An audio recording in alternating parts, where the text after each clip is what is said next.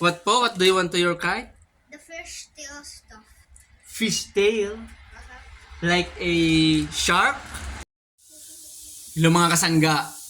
Ngayong araw ay gagawa tayo ng kite ng saranggola. Itong ating material, dalawang walis tingting, knife, plastic bags, yung mga ano. At higit sa lahat, meron ka dapat rubber band. So yun yung ating material sa paggawa ng saranggola. Dahil yung aking mga anak ay si Conel ay nagsabi sa akin na kung pwede ko raw siyang gawan ng saranggola. Kaya naisip ko, wala naman akong ginagawa, gawin ko nga siya kako. Conel, what do you want for your kite? Anong gusto mong design? Come near to the Like fish tails. What po? What do you want to your kite? The fish tail stuff. Fish tail? Like a shark? Are you excited? Oh, let's start doing it. First, get the two frame of your kite, which is itong walis tingting, at i-cross mo yan. Nakaganon, i-cross mo siya. Talian mo dyan ng rubber band sa gitna. Para meron ka na kagad frame. May frame ka na kagad ng kite mo. So yan ang ating gagawin. Natali na natin ng cross, katulad ng ganyan, naka-cross na siya. The next thing is magputol naman tayo ng plastics. That's Conel. Say hi, baby po. Hello. Hello, Marcus. Are you excited with to your kites? Yes. Ayan. Plastic naman ang ating gagawin. So yung sukat pala nung cross natin from doon sa dulungan dito ay 450. So ganun din yung gagawin kasi cross lang naman ang kite. So yun din gagawin natin sa sukat ng from doon to dito. 450 din ang ikakat mo. Pero since gusto kong magkaroon doon ng another 20 mm na sukat kasi para sa head niya. So magsusukat ako ng 470 galing doon sa tip ng ng head niya hanggang doon sa tail.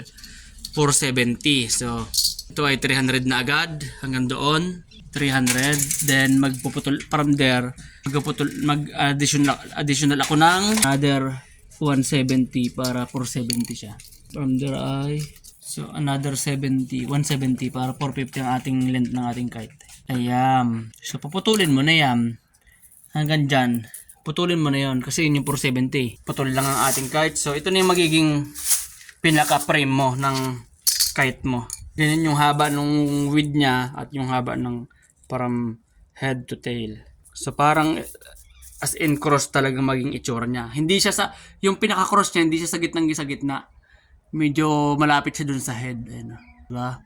So tapos ito na yung plastic na nilayout natin. Ilalagay mo siya dyan. Isukat mo yung kapal niya. Yung square niya. At sa pagkat naman ng plastic, itong pinaka-head natin, diba dito tayo magsisimula magtali. Tapos may 20 mil tayong extra doon for the head.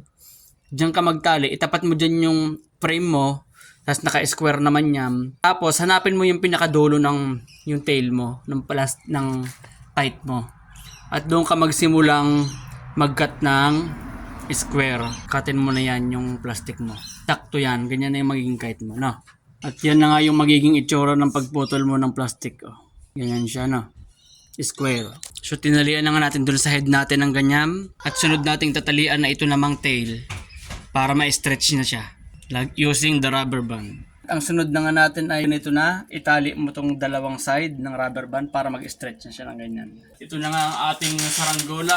So nilagyan na natin ng dalawang panimbang, left and right. Nalagyan mo siya dyan.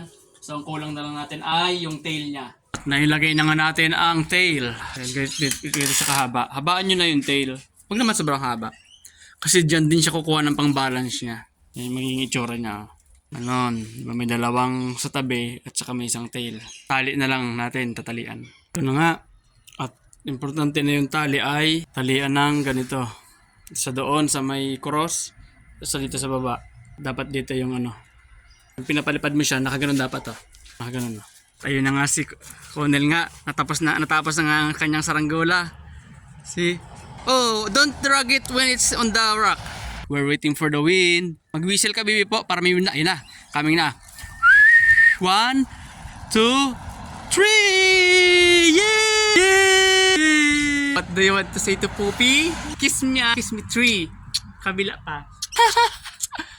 Say Thank you for watching and subscribe to this channel. kiss. Flying kiss sa mga kasangga. Go!